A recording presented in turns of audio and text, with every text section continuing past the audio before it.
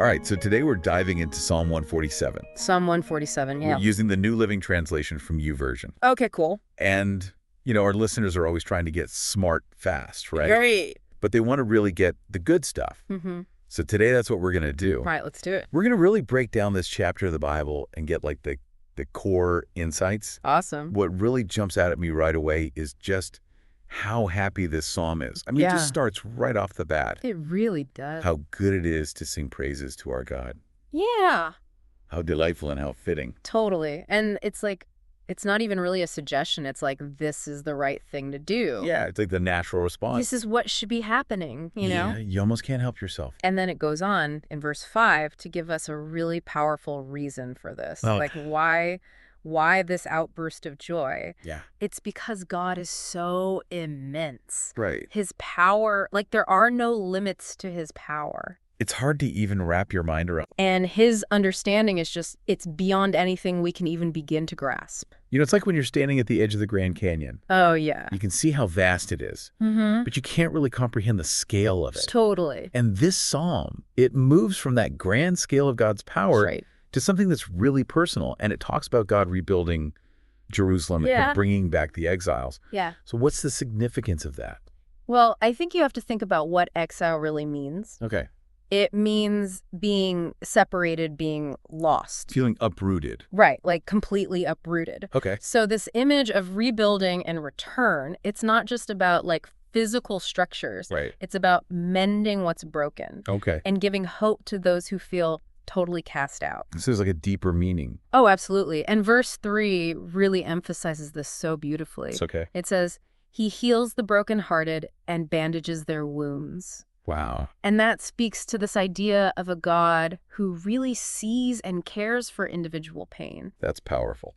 From that tenderness, the psalm goes back to this incredible display of power in nature. Yeah. Yeah. Verse 4 says, he counts the stars and calls them all by name.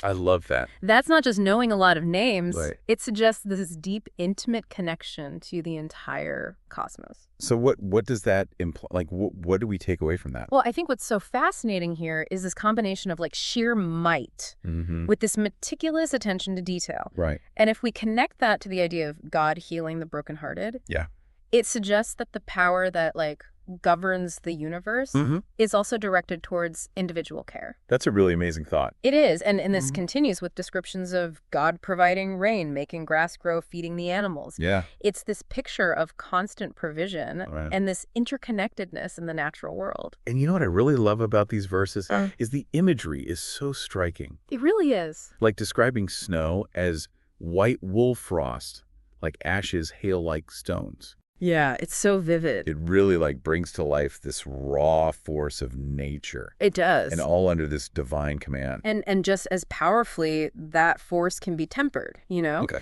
Verse 18 tells us that with just a word, the ice melts, the winds blow, and the waters flow again. Wow. It's this cycle of control and change, Right. highlighting this dynamic power. And it's not all just about might, though. No, it's not. This psalm also touches on themes of who God favors and what justice looks like. Right. Verse 6 tells us the Lord supports the humble, but he brings the wicked down into the dust. It does, and there's this clear sense of moral order there. Yeah, there really is. And verses 10 and 11 actually offer like a counterintuitive perspective on strength. Okay, how so? Well, it's not the powerful armies or human might that God values most. It's those who have this deep reverence for him. Okay. And who place their hope in his unfailing love. Really interesting. And that raises an important question for us, I think. Yeah, what's that? Where do we place our trust? That is a good question. And then towards the end of the psalm, in verses 19 and 20, right, it makes this very specific point that God revealed his words and decrees to Jacob, to Israel. Right. And he says he hasn't done this for any other nation. So what do we make of that? Well, I think it points to this very specific relationship, a particular covenant through which God chose to make himself known in this really unique way. So it's like a deliberate act. Yes, this deliberate act of divine communication with the chosen people. Wow. So we've explored Psalm 147. We have. And it presents this picture of God that is both breathtakingly powerful. It really does. He names the stars. Right. But he's also intimately caring. He heals the brokenhearted. Yeah, he sees the individual. We see his hand in this, grandeur of nature and in these acts of justice and favor. It's an amazing psalm. It really is. And for you, the listener, I want you to consider this. What does it mean that the one who holds this immense power and understanding is also portrayed as deeply concerned with individual lives and the details of the world around us? That's a great question. What does that tell you about the very nature of power and care? Something to think about. Yeah, something to really ponder. Awesome. Well, thanks for joining us for this deep dive into Psalm 147. Absolutely. It's been a pleasure. And we'll see you next time. See you later.